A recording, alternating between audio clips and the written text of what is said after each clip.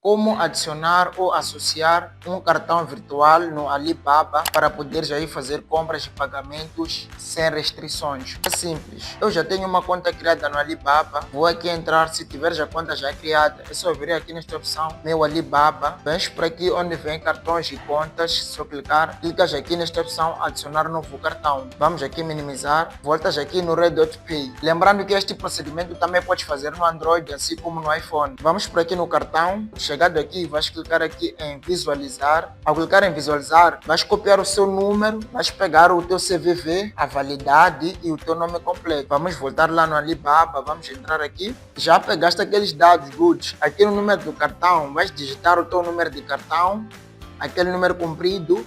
Aqui no primeiro nome, vais digitar o seu primeiro nome. Aqui no sobrenome, vais digitar o teu sobrenome, a validade daquele cartão. E aqui no CVV vais digitar aqueles 3 dígitos. Agora já vou deixar eu preencher agora.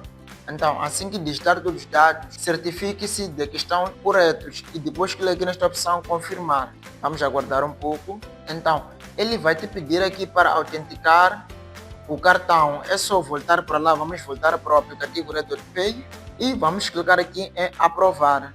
Vamos voltar lá para o aplicativo Alibaba. E aqui está, o cartão já foi adicionado. Daqui já podes começar aí a fazer os teus pagamentos, compras, sem nenhuma restrições do banco, blá blá blá, aquela burocracia toda.